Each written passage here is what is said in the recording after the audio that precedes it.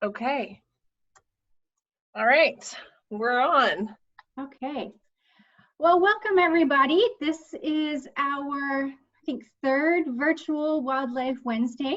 My name is Mandy. I am the Deputy Director of the Alaska Wildlife Alliance, and we're very glad you joined us.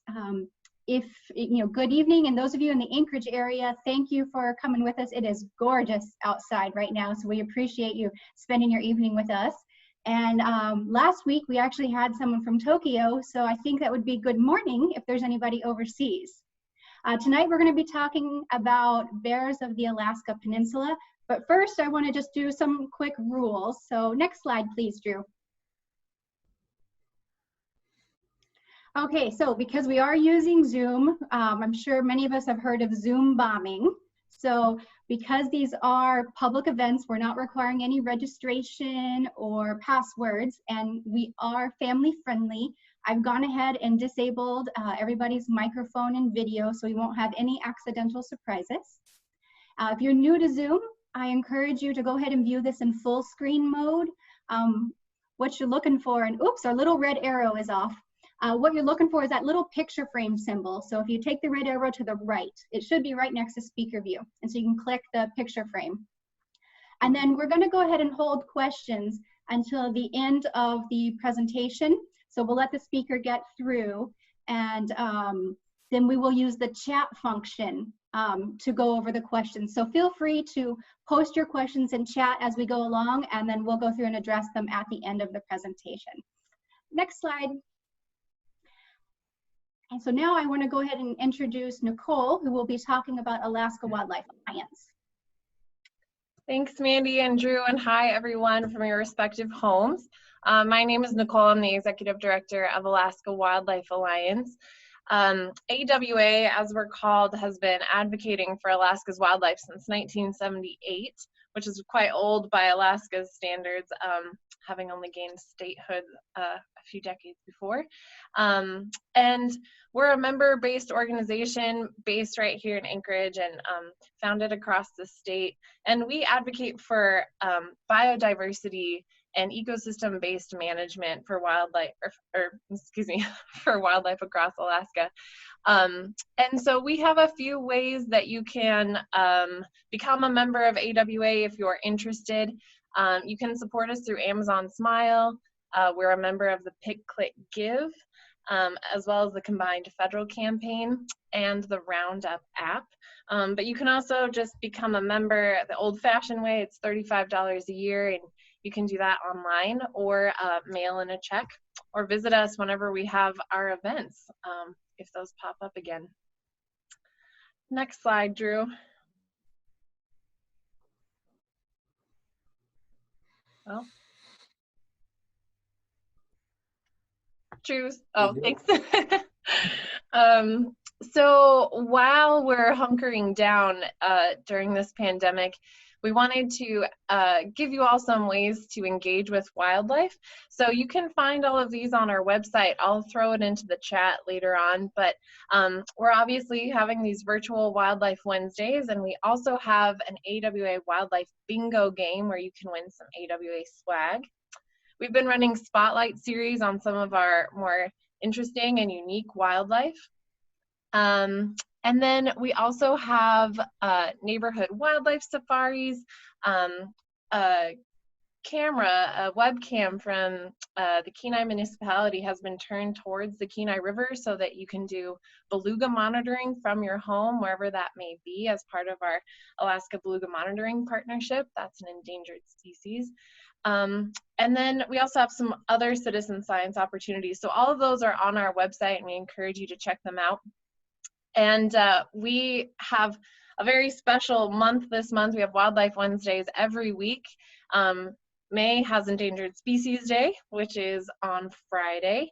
So we've been celebrating our wildlife a whole bunch this month. So next Wednesday, Carl Johnson is going to be talking about ways to be an ethical wildlife photographer. And the following week, we have a presentation about Canada and cackling geese. Next slide. Great. And I spoke a little bit about Endangered Species Day. This is just a quick pitch. We have 2 donors who are giving a dollar for dollar match. So if you donate to AWA this week for our endangered species, that'll be matched up to $1,500. And I'll just throw that link. You can donate on Facebook or online, and I'll put that up soon. And all of those dollars are matched for our programs that help benefit, protect, and restore our endangered species. So please give that a thought if you can. And we look forward to celebrating with everyone virtually on Friday. Next slide, Drew.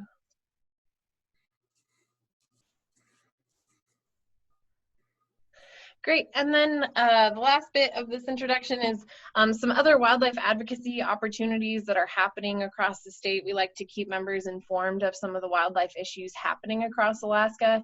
And this one is particularly interesting because it's about a game unit 9, that Drew will be talking at length about today. So the Board of Game is having a special meeting on June 3rd to consider 2 proposals to, quote, help address the loss of the spring bear opportunity due to travel restrictions. And one of those proposals is about Game Unit 9, and it would create a consecutive season. It would add a bear hunting season for spring 2021. And this area has not seen consecutive seasons since the 70s. In fact, the bear population has been in a slight decline since the 2000s. And so this would be a pretty unique move. And the comment period is due on May 27th.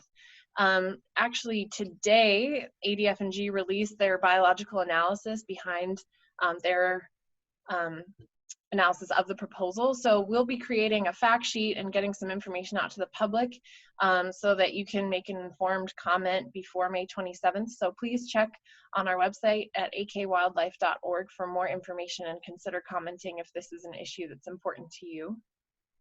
Thanks, Drew. Next slide.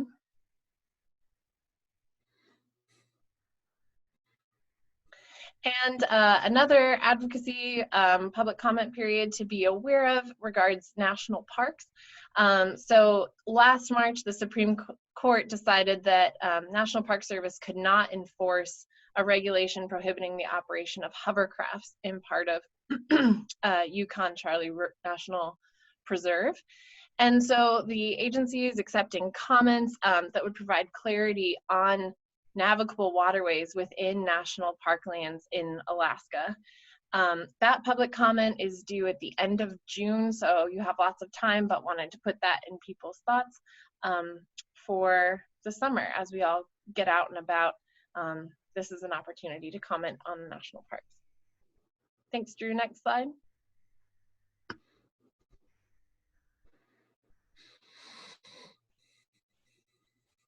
Okay, great. So I'm really excited to present Drew Hamilton, who will be giving tonight's talk. Drew is an award-winning photographer, and he's also president of the board of the nonprofit Friends of McNeil River. It's doing a lot of great work down there. Drew worked at McNeil River State Game Sanctuary and Refuge for 5 years.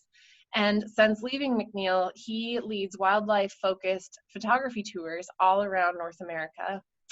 And while his annual migration takes him to look for polar bears in Canada and Alaska, brown bears in Alaska, monarch butterflies in Mexico, wolves in Yellowstone, and the aurora where he can find it, he says his heart will always be at McNeil River. So we're very excited for Drew's presentation. He volunteered his time to do this tonight, and these presentations take a lot of work, so we're just ever appreciative of that. So with that, Drew, take it away. Thank you. Right on. Thank you, Nikki, and thank you to the Alaska Wildlife Alliance for allowing me to do this. First off, a little bit about me. I also have been advocating for wildlife in Alaska since 1978.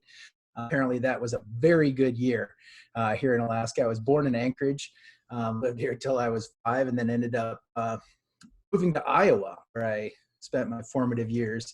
And so I really don't know if my fascination with bears stems from my time in Alaska or the fact that I grew up in the Midwest in the 80s when the Chicago Bears were doing the Super Bowl shuffle, and I was quite obsessed. But all the time I was growing up, I always had a line drawing of family of bears on my wall. And we had purchased it on a family trip to Brooks Falls in 1982. And the woman who did that drawing, Libby Mills, we forgot who it was. We had it on the wall. Well, fast forward 3 decades, my mom ran into her down in Washington State a few years back, and it turns out that the line drawing was done of bears, a family of bears at McNeil River. So it could have been subliminal messaging for my entire youth that got me into this industry. But nowadays, like Nicole said, I do wildlife tours all around North America. I do polar bears in Churchill, Yellowstone craziness, whatever goes on down there. Brown bears on the Alaska coast and the Alaska Peninsula. And I often work with film crews to do some interesting kind of behind the scenes stuff. This was on a BBC shoot where they were looking for urban moose. This is over by Kincaid Park, if anybody in Anchorage knows that school there. Now, my job is, I am a guide, right? The photography is a byproduct, is a secondary thing. So I do spend a lot of my time looking at the backs of people's heads. And one of the simple joys I've found over the years in guiding is taking pictures of people taking pictures. And so, we go out in the wilderness and we're all set up, we got all our gear. And so I like to start a talk, we're all animals here, but I would like to just point out sometimes how kind of ridiculous we look as we're out there trying to fit in nature. And of course, the ultimate is taking a picture of somebody taking a picture of somebody taking a picture. So, so let's just jump right into it. Who are the bears of the Alaska Peninsula? There are lots of bears in Alaska. What makes them different from bears at Denali, things like that. Everybody, whether you know it or not, you have had some interactions in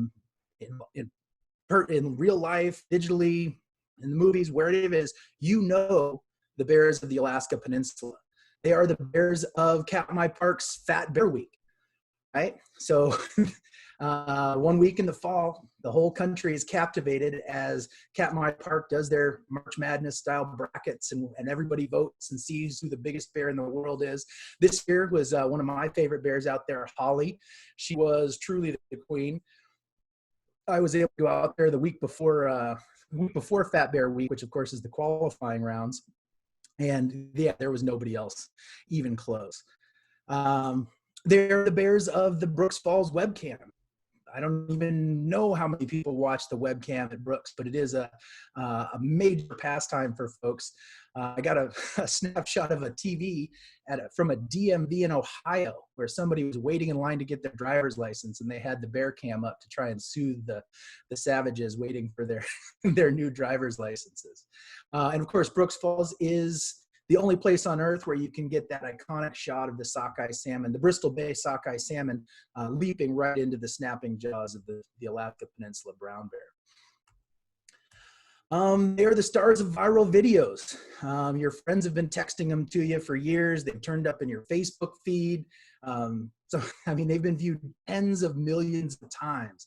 And so whether or not you realize these were bears of the Alaska Peninsula, they were. They're the stars of film. If you saw the Disney Bears movie that came out a few years ago, the vast majority of that was filmed on the Alaska Peninsula. They're the stars of nature documentaries, going back as long as there have been nature documentaries.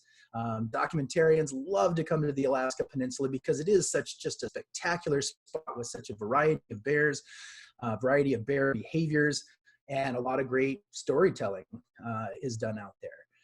They're also an economic driver. For those of you who have spent time in South Central Alaska, my bear viewing operation is based out of the town of Homer, and really, when you go there, you'll realize fairly quickly that you can throw a rock in Homer without hitting a bear viewing guide like myself, but please don't throw rocks at people in Homer. But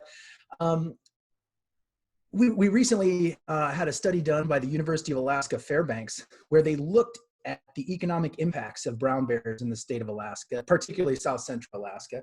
What does this homegrown bear viewing industry mean to the economy? And it turned out that the bear viewing industry alone generates about $40 million a year for South Central Alaska, and over 75% of that money stayed right in South Central Alaska. It's a homegrown industry. It's mom and pop operations.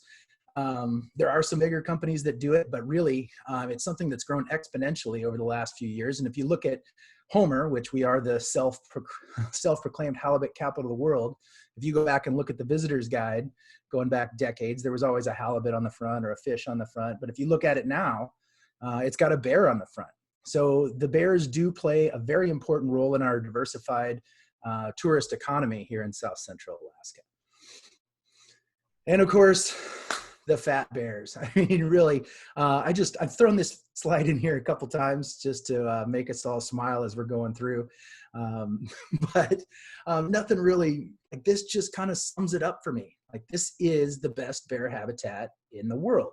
And you don't get fat bears like Holly here it takes good habitat to make fat bears like Holly, right?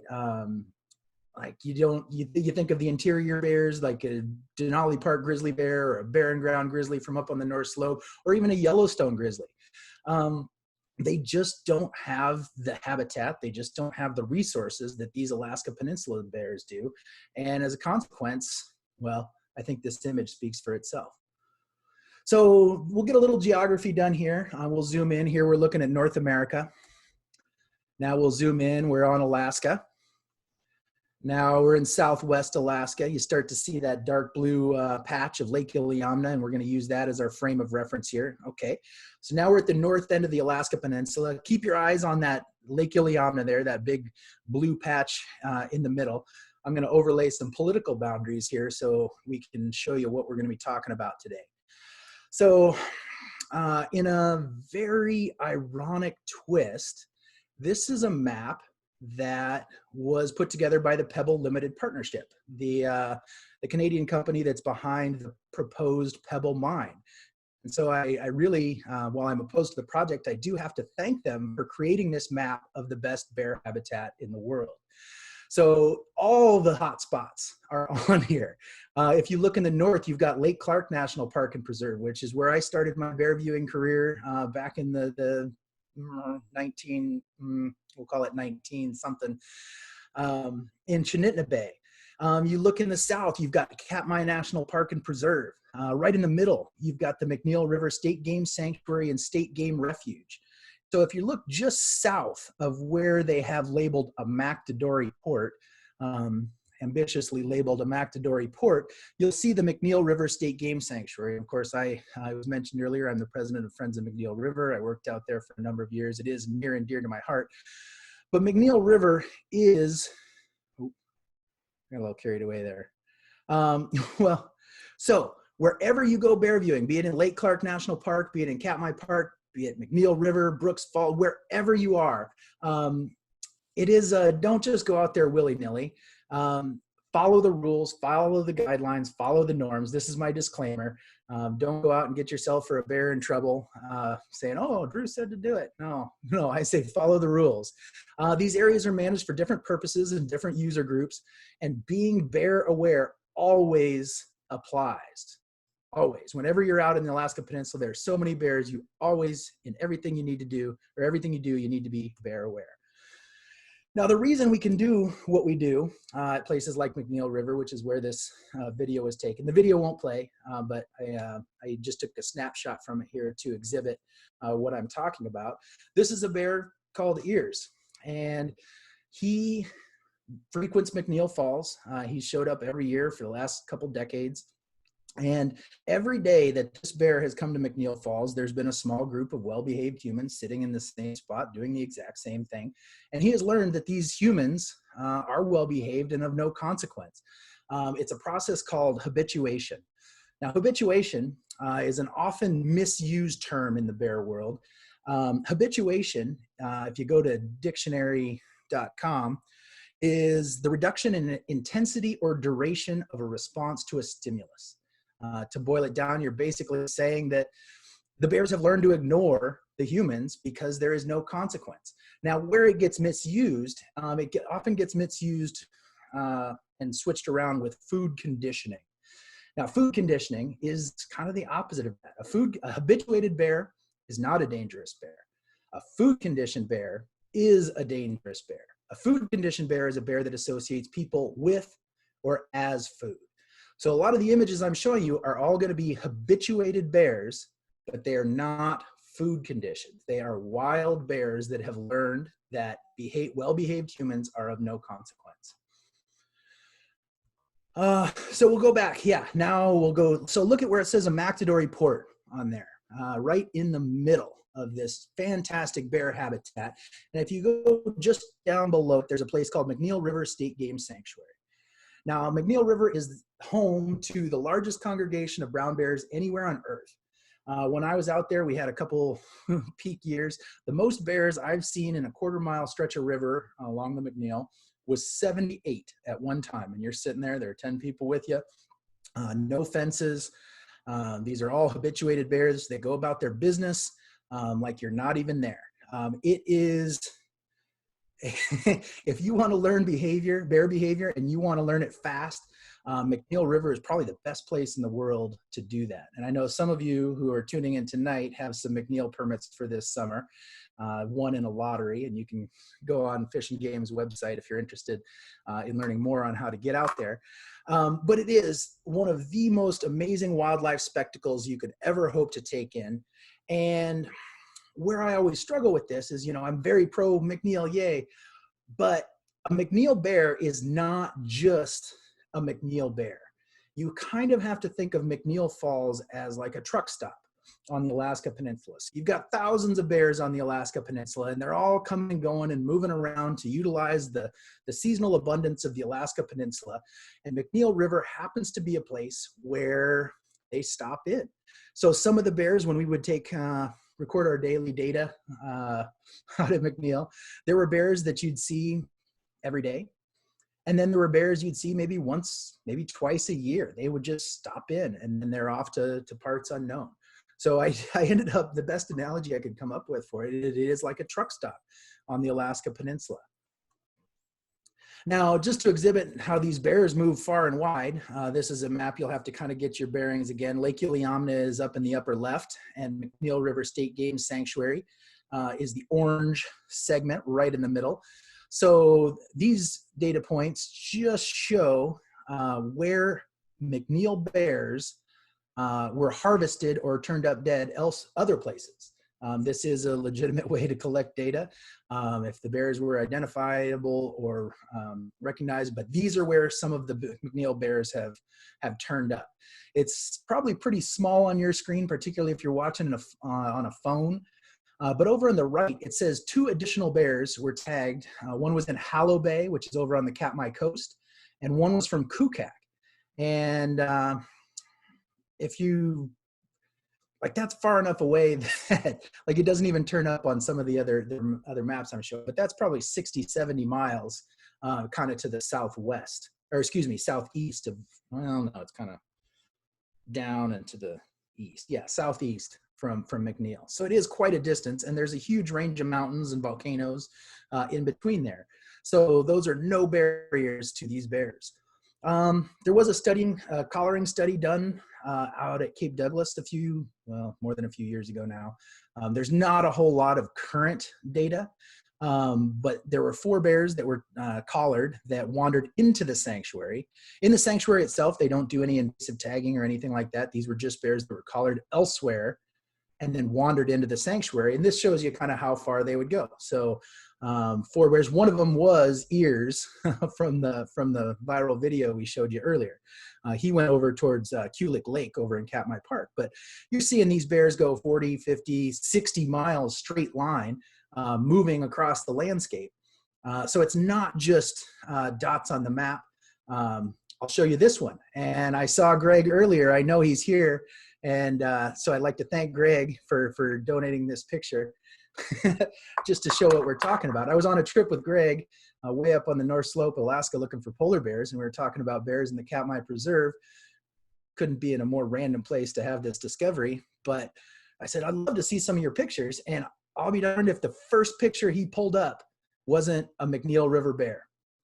It's hard to tell because, again, they're small, but this bear has a distinct scar on the muzzle, like right across the top.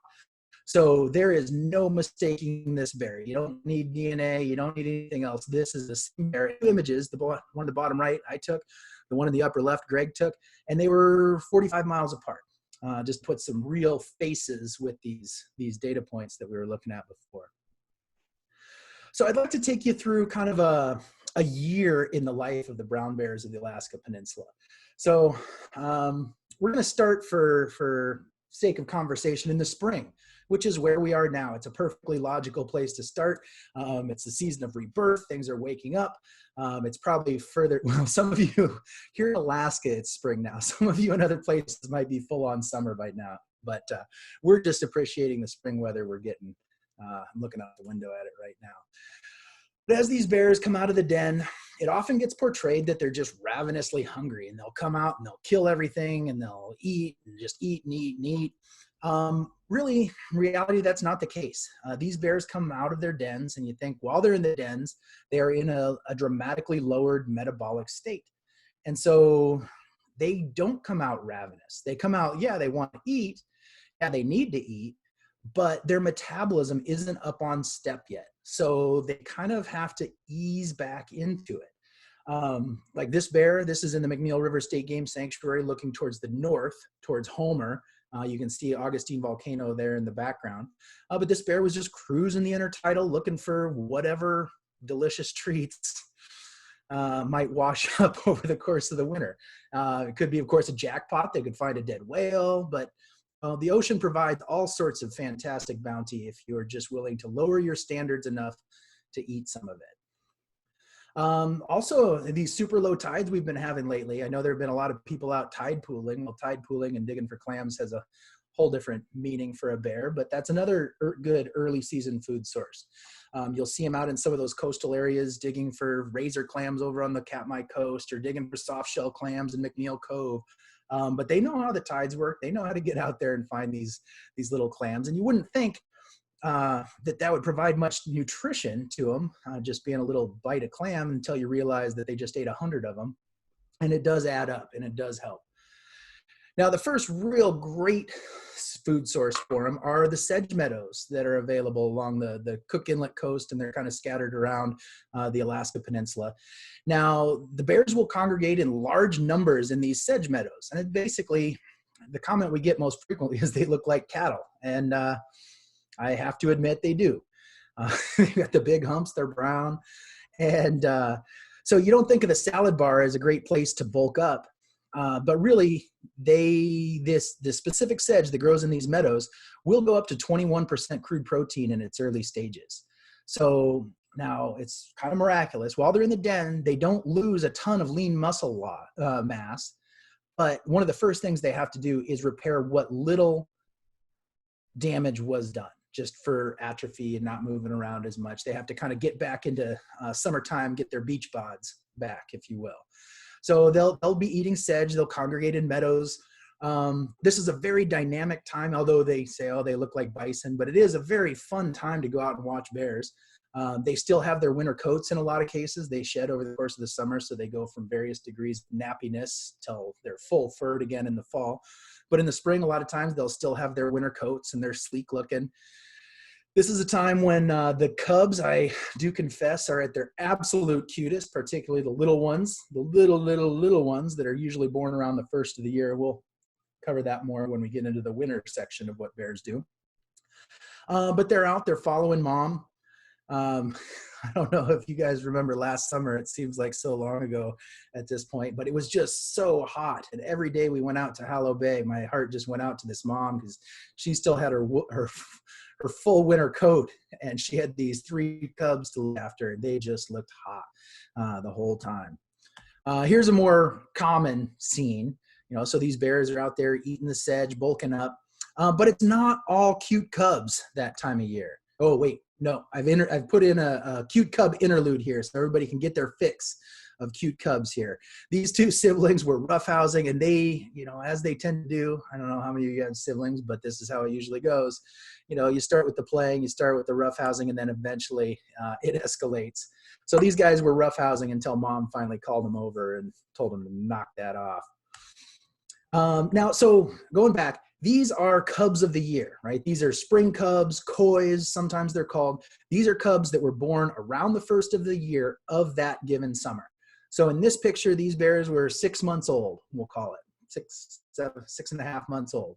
So the cubs on the Alaska Peninsula, it's not a hard and fast rule, but generally 2.5 years they'll spend with mom learning how to be a bear. They're a slow reproducing animal. We think of dog years as 7 years. I kind of think of bear years as 3.5, just as a general. It's not hard and fast, but if you're running the numbers, you can use that as an equivalency. So these are spring cubs. These are the little ones. And if you look at them in their second summer, they're going to look like this. So they're bigger. They're still rambunctious. They got a little more feistiness to them. They're not necessarily tied to mom's side. They'll be ranging far and wide and maybe getting into some shenanigans with some other bears. But it's not all cubs out there in the spring. There are a few reasons for that, but there are a lot of large male bears around as well. And it often gets portrayed in popular media that, the big bears will kill the cubs to force the mother back into estrus so they can mate. And frankly, most of that is just a bunch of hooey. If you start to look at that theory closely, you can, with any critical thought whatsoever, you can just start poking holes in it. Really, I mean, you saw how many bears were in that meadow. You think about hormone balances, and the hormones that cause lactation inhibit ovulation. So if that bear were to kill a cub, and it's going to take about 2 weeks for that mom's hormones to shift to where she would potentially even think about going back into estrus. And so with that many bears around, do you really feel like this guy is going to kill a cub and then wait around for 2 weeks when you only have about a month to do all your mating for the year? Like, it just really doesn't make sense. And it comes back down to, some guy saw it in the Yukon Territory, 1975, and wrote it up, and it's been perpetuated through lit reviews and popular media for decades. But it's something that happens when males kill cubs. It's for a food source. It has nothing to do with mating, despite what they say on TV. And not all bears do it. The vast majority of male bears are going to go their entire lives and never kill a cub, but it does captivate our human minds to the point where we can't, I don't know. It bothers me sometimes how people or TV shows get fixated on that when it's really not the most accurate description of that type of behavior. But bears are induced ovulators, so they will mate with, we'll call them serial monogamous. They will mate with multiple partners over the course of the mating season. And every successful mating bout will trigger another egg release. And so, if the next spring when mom comes out of the den, if she has 3 cubs, they could potentially have 3 different fathers. It's a mechanism for increasing genetic diversity in a population. There are all sorts of benefits to that. So, you see the family of 3 and they might not all have the same father. So they're induced ovulators. They also exhibit what's called delayed implantation. So So they will mate and the eggs will be fertilized, and they will go through a series of cell divisions till they reach the blastocyst stage, and then development just stops for the whole course of the foraging season, for the course of the summer. And her body is waiting to see how fat she can get. And in the fall, about the time she goes into the den, her body will go through this natural check where only the number of blastocysts that her body can support will then implant, right? So nature's not going to give her more than she can handle. Now, the males at this time are all charged up on pheromones and hormones, and it's a time of epic fights. So the springtime, it's full, yeah, it's cute cubs and epic fight is all it is. This is a legendary bear from Hallow Bay. This is Van. He's getting up there in years, but he's ruled Hallow as the alpha bear for a number of years now. He is famous. He was in a number of documentaries. He often gets portrayed as this big bad bear. He's fine around people, but he is dominant to other bears. And, you know, people ask like, "Ooh, should we be scared of that guy?" No, like you don't get to be a big bear like Van by messing around with people. Like this bear knows the drill better than you do. And so really he's going to walk right by, not even look at you. He's seen you before and does not care. And so, yeah, he's rough and tough when it comes to other bears, but he does not give a darn about people. And just to show you how big he is, this is a normal sized female bear in the front, maybe a little on the small side. And she was putting off pheromones that got Van following her here. This was quite the scene. So that's spring, or early summer, we'll call it. Then we get into the fishing season, and this is where brown bears really shine. Now, I spend time watching polar bears in Churchill and Kaktovik and places like that. What I prefer about watching brown bears is you do watch them in their prime. Like you watch them actively catching fish, foraging, sleeping, fighting. All of it is on display right there in front of you. Like Brooks Falls is just the iconic image here. You can't show this image and not think of the bears of the Alaska Peninsula. Now, you think we are but mere humans. It's hard for us to even wrap our heads around the physical feats that these bears are capable of, whether it's diving off a rock and coming up with a fish, whether it's standing in 40-degree water for 8 hours, running upstream, flipping over rocks that would give us a hernia or we couldn't even budge. You just see I'm always amazed at what I see the bears do, but I'm never surprised. You know, you'll often hear people say, "Oh, brown bears don't climb trees." Well, it's not a function of the bear, it's a function of the tree. Really, if a bear puts its mind to it, it's going to go up a tree. Now, also when you're out there, now I don't have the capability of showing videos tonight, so I throw this image in. Like when you go to some place like Brooks or McNeil River, you'll be struck by just how much is actually going on a micro scale. And I've done my casual research here, and I've determined that human beings cannot watch more than 17 bears at once. It just turns into an overload, and you can't take them all in. And you're like, "Oh, where's that bear? Where's that bear?" And you just kind of lose track. So there is a point of diminishing returns on how many bears you get in one scene. But this is about a 30-second exposure, 15 or 30-second exposure of the activity. And you see the bears are all moving, their heads are moving. The one in the middle got up and moved a little bit and tried to find a different spot. But they're always doing something. Now, they've got a variety of fishing techniques. We showed that bear jumping off the rock before. There was a famous bear at Brooks, diver, that would swim with its head underwater. He was there for a lot of years. This is Braveheart, McNeil Falls, and he's figured out, these bears are so smart. He's figured out, well, he learned it from another bear, actually. He sits facing downstream, and he's big enough that he creates an eddy right in front of him, like a rock. He sits there like a rock, and the fish swim right up to him. So all he has to do is dip his head in the water and pull up a fish. And it's just that easy. And as a consequence, he gets very, very large. Now, the little bear that's sitting at our feet here, now, not all of the bears are going to have access. They've got this rank and hierarchy system that they've shaken out over the years. And, you know, not all the little bears are going to be able to get up in the front lines and catch a fish. And that's okay, because they do all right because they end up scavenging. There are so many fish and so many bears that there are scraps around. And this little guy, I don't know that I saw this summer that this picture was taken. I don't know that I saw him catch his own fish at all in the month of July, but he would just follow around the bigger bears and eat the scraps, and he did just fine. And of course, some bears are better fishing than others. This one got a little ambitious. She ended up losing both fish just because she tried to catch them both. And it's not just the bears out there. Of course, the Alaska Peninsula is a truly, truly wild place. You've got bears, you've got wolves, you've got wolverines. In a world like ours where you have 7.5, 8 billion people, places like the Alaska Peninsula and that whole Lake Clark National Park all the way down through Katmai, these protected wilderness places are going to become a valued commodity. Wild spaces are disappearing as fast as, you know, you pick up the paper, something's gone every day, it seems like.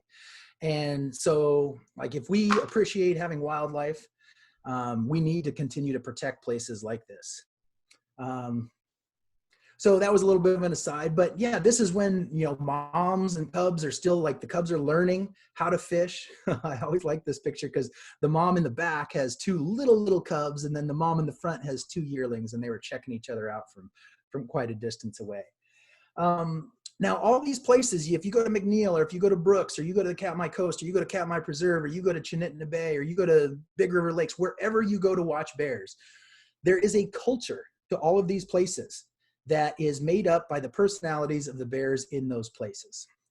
Some places you go and it's this mix of males and females. Other places you go, for example, on the Katmai Coast, there's one place I know Max is thinking of it right now, Max, that is basically run by these 4 dominant females. Like, I've only seen one male bear in there ever, and he was running fast. He did not want to hang out because there were these really tough female bears in there that just didn't want him around. And it was their own little spot. So that was a different culture than the bears at Brooks, than the bears at everywhere that these bears go. They have to be able to adapt to the culture, to the bears that are around them, and to the behaviors they need to exhibit to utilize that food source, be it different fishing styles, be it where the berry patches are, whether it's flipping over rocks to find things, whatever it is, they have to adapt. This bear was fishing right in the ocean. This picture was taken in view. Like, if I looked up from where I was sitting, I could see the proposed port site for the Pebble Mine. So this is happening, this bear fishing right in the ocean, right in front of a McAdory.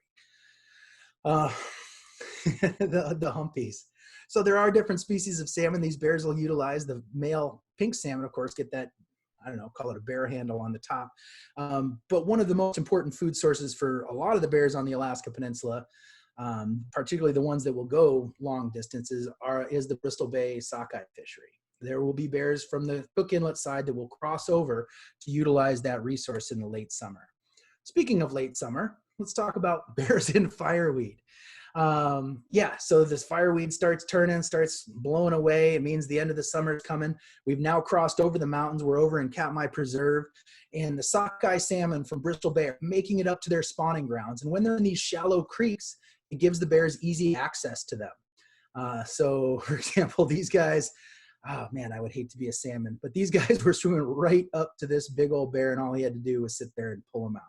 Just that easy. But as these fish start to get up to the spawning beds, they still have a lot of zip left to them. So in the first part of, early August, you'll see them chasing around, splashing, a lot of chasing and splashing, more chasing and splashing. And then as these fish spawn and you get into the post-spawn fishery, things start to slow down a click. The sun starts changing. You get those nice long Alaskan sunsets that just seem to go on forever and ever and ever and ever. The bears start roaming the tundra looking for berries. This is back to the hard charging bears. So these bears have now gone into what we'll call a hyperphagic state. They are eating. They get to the point where their stomachs are full, and so they do what's called hydrating, where they will catch a salmon, and they will, if it's a female, a pre-spawn female, they'll eat the eggs. They'll just, if it's a post-spawn salmon, they'll just eat the parts that have fat left. So the skin, the brains, just the fatty parts, so they can really utilize everything that's left. Oh, here was a pre-spawn fish that they do love the eggs in particular. And I have seen bears catch and release fish, and they were fishing specifically for female fish to eat the roe. There she is again. Oh, and I put in one more little cute cub interlude here, just so people can get their cute cub fix. I'm not under any illusion that you're here to see me. So here we'll show some cute cubs. And these again were siblings, and this one really got out of hand. Mom did have to step into this fight. So it started with eating berries, and then somebody got too close, and then the male is over on the right, and I think the female is on the left. And then it finally, somebody gets bit, and then somebody gets tackled. And it's just, you just sit there on the tundra and watch this go down in front of you. Mom was about 10 yards off to the left, and we were a small group of well-behaved humans. She'd seen us before. She knew us. She didn't care. So she just let this kind of amazing story unfold in front of us. Which brings us to fall. Now, this is really, I think my favorite time. This is when bears look like they should look. They're fat, they're well furred. You get beautiful light for photography. This is in the McNeil River State Game Sanctuary, looking out again north towards Augustine Volcano. You can go to Brooks in the fall. Brooks has an amazing number of bears in the fall. It's best known for its July fishery, but the September fishery is good as well. The post-spawn salmon. So it's kind of a double bird in July and it'll peak again in September, but it's just beautiful fall colors out there. This, of course, is Fat Bear Week. When do they do that? It's end of September sometime. Yeah, it's just beautiful, beautiful bears, fall colors. And again, this, if you look up brown bear in the dictionary, there's going to be something that looks like this: well-furred, fat, happy bears. Here's bear 68 for those webcam watchers out at Brooks. You know who I'm talking about. We watched him for hours, just sitting there picking up fish, stripping the skin, picking up fish, stripping the skin, picking up fish, stripping the skin. And frankly, I think all that omega-3 fatty acids has done wonders for his hair. No split ends here. Again, that light, you get that real low angled light in the fall. You can do shots like this. I'm sure Carl will be talking all about that next week in the photographic talk. So be sure to tune in for Carl's talk. Now, they don't want to expend a ton of energy at this point, so they do sometimes sit still and let their meals come right to them. And these cubs at this point in the year, they're super fluffy and super big. Relatively big, but they're super fluffy and super cute. They also start picking berries. Again, at this point, the berries are ripe. This one obviously was good at picking berries, not necessarily chewing them. They do play an important role as primary seed dispersers in an ecosystem. There was a study done in Alberta on a grizzly bear that some poor grad student actually counted 50,000 blueberry seeds in a single pile of scat. I will just take their word for them on that. I'm not going to check their data, but yeah, it sounds impressive. This is out at Brooks, and of course, this is what I talk about being bear aware. We had stopped at the outhouse there, so some folks in our group could take a break, and you always got to have your head on a swivel, because about 10 seconds after this happened. Nothing clears them out faster. So yes, you did have 4 grown men hiding in the outhouse. Which brings us to winter. And this is what it looks like in the bear's den in the wintertime.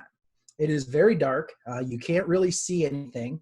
But this is the time when remember those blastocysts they've implanted? So mother gives birth in the den. She'll have, when they're born, they'll fit around New Year's, they'll fit in the palm of your hand. They're tiny, tiny, tiny. And then they start to nurse. So when they come out in the spring, they're about 15 pounds. And so if you think about it, if she's got 3 cubs and she comes out in the spring with those 3 cubs, and we'll call them an average of 15 pounds because that's a nice number for math. Think about it. She has now nursed 45 pounds of brown bear off her own body tissue, the whole while not eating, not drinking, not urinating, not defecating. Her body, her kidneys are breaking down nitrogen-based waste into amino acids to fight off that lean muscle loss we were talking about. You think of a human that's been laid up in a hospital bed for that long, and we can't walk. You think of a bear can come out of its den and chase down a moose calf. It's pretty impressive. So that's not really a picture of a bear den. It's just a blank slide. So let's talk a little bit in the time we have left about bear conservation, and I'll talk a little fast on this. So the proposed Pebble Mine the fight over this has been going on for decades now at this point. And it was always kind of this theoretical mine over on the other side of the mountains. There was always the conflict between fisheries and natives versus Pebble Mine. Well, 3 years ago, when it was resurrected from the dead, they released their plan. I'm glad it's a video so you can see my air quotes on that.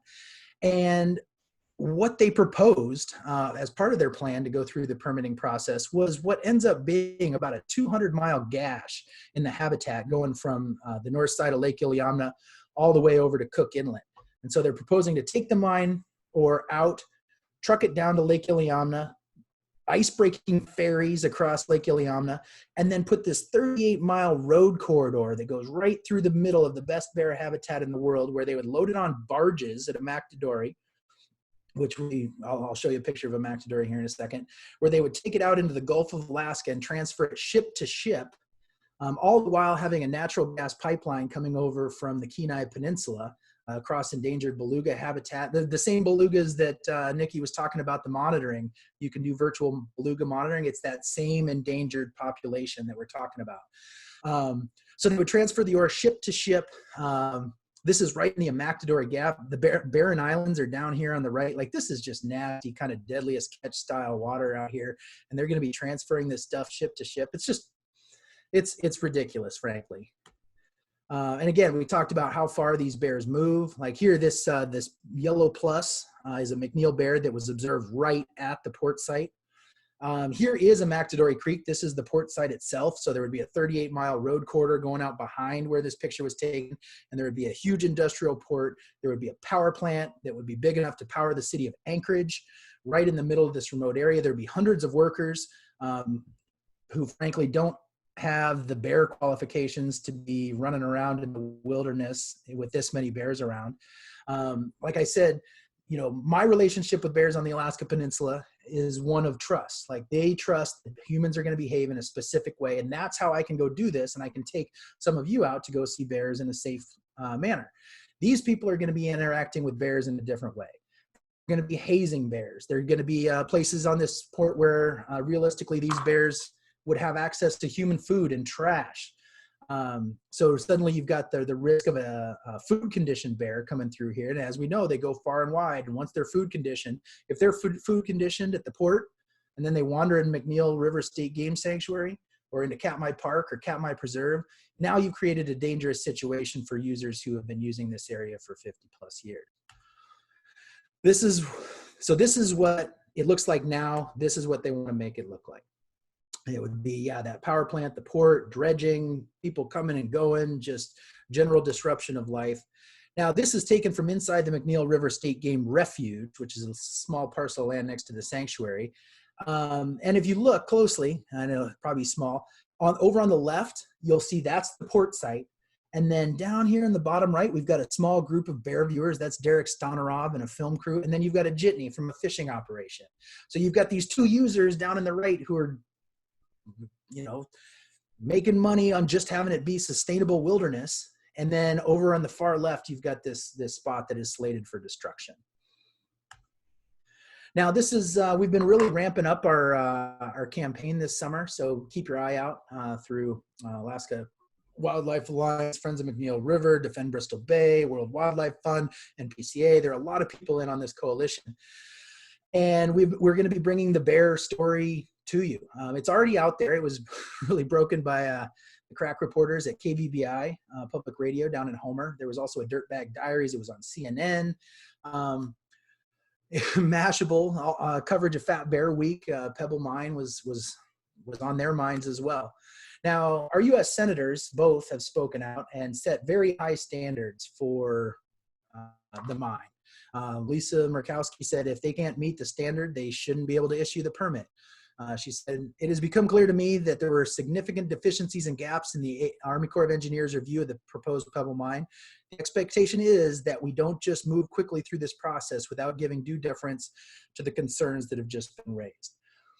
Now, this document is an application for a permit to do all this stuff. It's currently in the hand of the Army Corps of Engineers, and they have asked other government agencies to comment on it. Now, Fish and Game, the Alaska Department of Fish and Game, has commented that there will, given the information that they were, there would likely be an impact to recreational bear use, whether it's hunting or viewing on the Alaska Peninsula. The most damning was from the Department of the Interior, which of course is the branch of the government that the Park Services, the department that the Park Service is under, where they said the EIS was so bad, it precluded meaningful comment. Like, it was so bad that they couldn't even comment on it. And this is what we're dealing with here. And so what I'd encourage you to do is write to Senators Murkowski and Sullivan and say, hey, now it's time to put your money where your mouth is. We have created a number of documents that highlight the deficiencies in the EIS from a bear perspective. Those are available on our website. The International Association for Bear Research and Management, which is the body of scientists and land managers who work with bears, they registered their comments as well. Like, they weighed in and gave a very good document, all source cited, etc. And that's also available on our website. defendbristolbay.com. You can send a letter to your congressional delegation. You can do it tonight if you want. Just tell them this is cheap. Time to get to work. And so that's all I've got for tonight. I've been watching the time, so if you saw me talking faster there at the end, I did want to leave a little time for questions at the end. So we'll call Nikki back up, or who wants to be the moderator, because I can't see the questions on mine. I don't know how to work that. So I got this. So just as a reminder, before I go into the thank yous, use your chat function to go ahead and put some questions up. If you have any questions for Drew, we'll read them off and he'll answer them. Right now, I'm not seeing anything, so I'll give you a few minutes to do that. In the meantime, I just want to have all of us give Drew a virtual round of applause. I know he can't see and hear everybody. It was a great presentation. I thoroughly enjoyed it, Drew. As a biologist, I really enjoyed learning about the life cycle of the bears there. The photos were just amazing. Thank you very much for including so many photos in that talk. And then a little bit about the conservation and threats that they're going through. So I really appreciate that. As Nikki said in the beginning, Drew volunteered his time to develop this presentation and to also give it to us tonight. So really appreciative of Drew, you doing that for us. I also want to thank all of Alaska Wildlife Alliance members and supporters. Without you, we could not offer these types of educational programs through your support of our organization, and then also for attending our programs. If we had nobody attend, we wouldn't be able to put these on either. And then just for everybody who participated tonight, I know that there are folks who are not AWA members and you just really enjoy the topic, or you really have a passion about wildlife. We thank you so much for your energy and your passion, and we hope you keep it up. And hopefully we'll see you at another event. And if you have no questions and you're going to sign off, we would really love to get an idea of where folks are joining us from.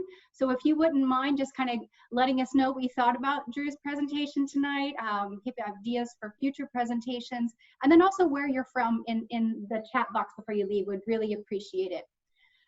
So Drew, we've got some questions popping up now. One of them says, this was great.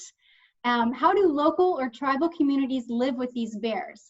Also, I saw a preview about a film about Pebble. Where can we find that?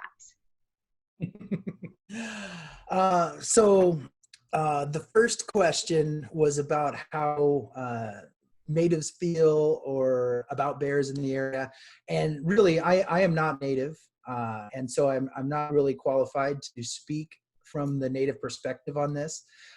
So I'm going to respectfully decline to answer that. You'll have to, you can reach out to United Tribes of Bristol Bay, who is, frankly, they're one of the biggest players in the bear viewing industry. They own the concession for Brooks Camp.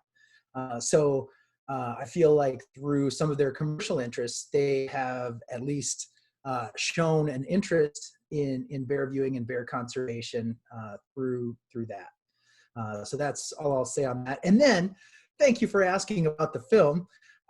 We did make a film last year called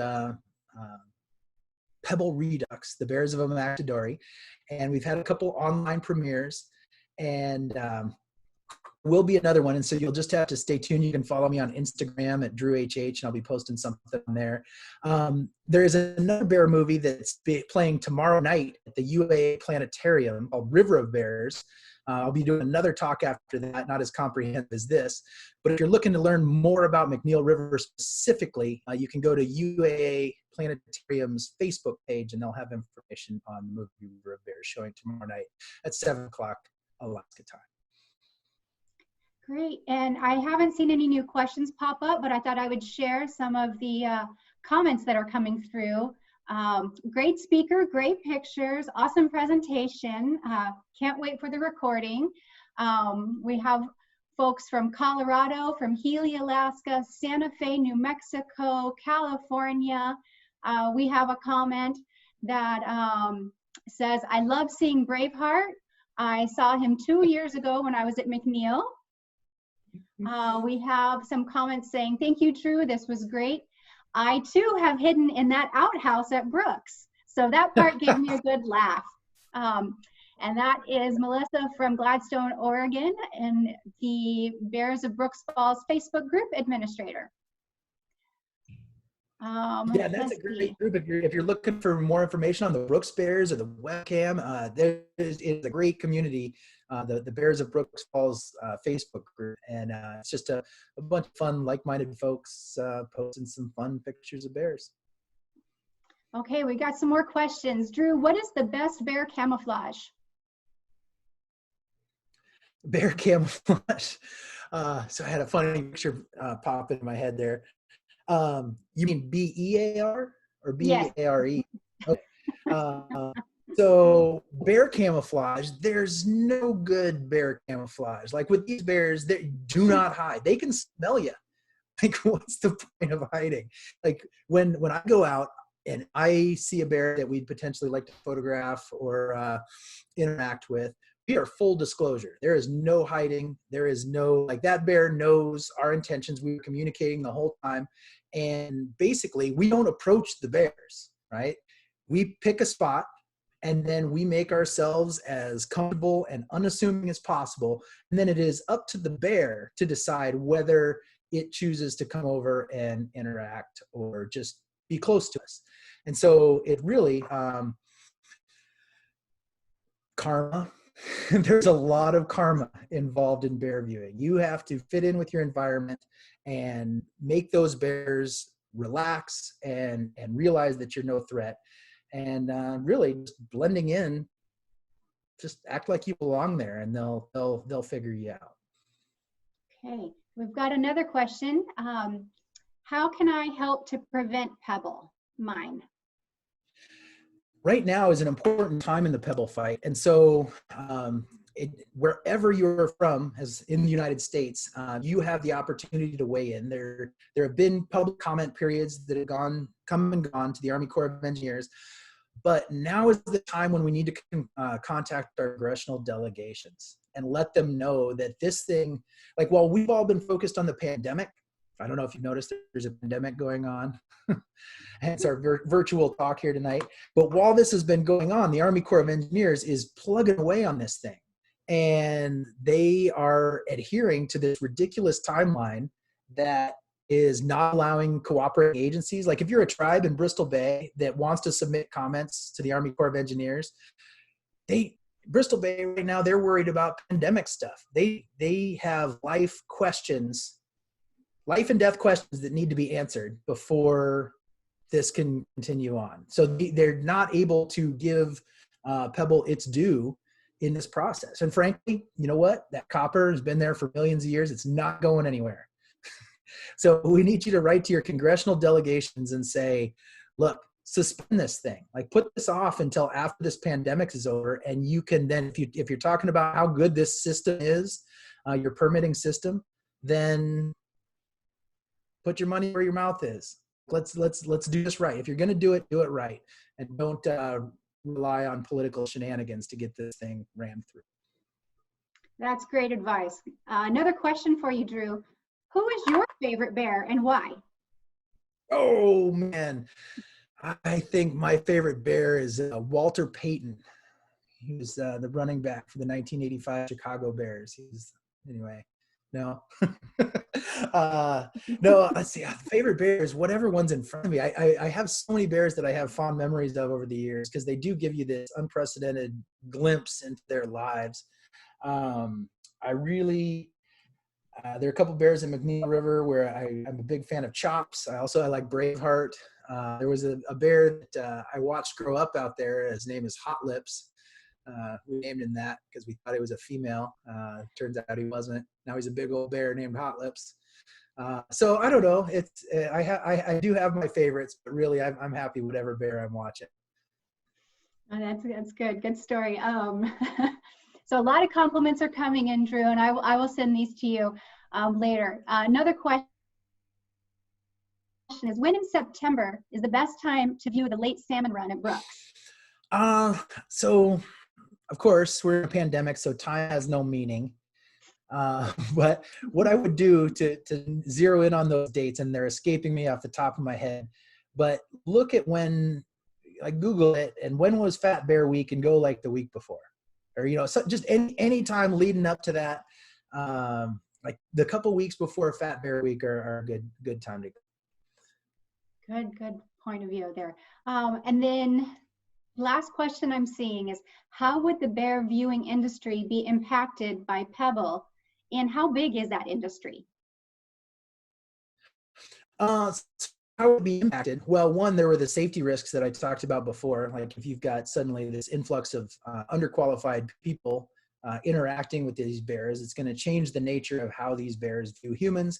There's the potential for food conditioning, so it's a public safety risk to people who are out in the wild bear viewing. Also, it would impact the bear populations, and to have a feasible bear viewing industry, you need to have bears to view, right? And if you're going to impact the distribution of bears by, you know, putting a road corridor through prime denning habitat and making those females go somewhere else, if you're going to start dissuading bears from crossing from the north to get down to McNeil Falls, that's going to hurt the program. You're going to have bears killed, frankly. You know, you've got these mining trucks going up and down the road. Like there will be DLPs, or defensive life and property kills. There will be bears killed by mining activities. And then also it's just disrupting the habitat. It's one of those things where it takes this prime habitat to make these bears and make them the spectacle they are. And if you've got a mine, well, we'll put it this way: how go the salmon, so go the bears.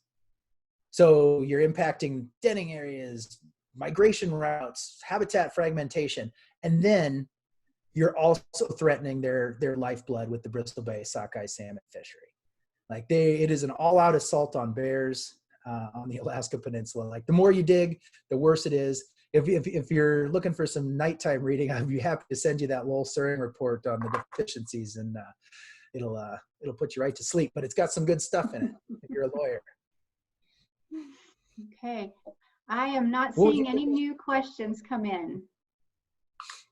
So I think on that note, just want to say thank you. And Nicole, you're muted if you wanted to say some final words. Yeah, I just wanted to thank everyone for being online tonight and sharing your evening with us. And again, huge thanks to Drew, both for putting this presentation together, but also for all of the amazing work that he's been doing for the Pebble Coalition. It's always a fun time working with Drew on a not very fun topic, but we just have so enjoyed this. So thank you very much. We will be posting the recording of this Wildlife Wednesday on our website and our YouTube channel soon. We are experimenting with how this all works, so bear with us, and we'll get it to you soon. Good pun. Thank you, Drew, and thank you to everyone. Have a great night. Thank you, everyone. Cheers, Greg.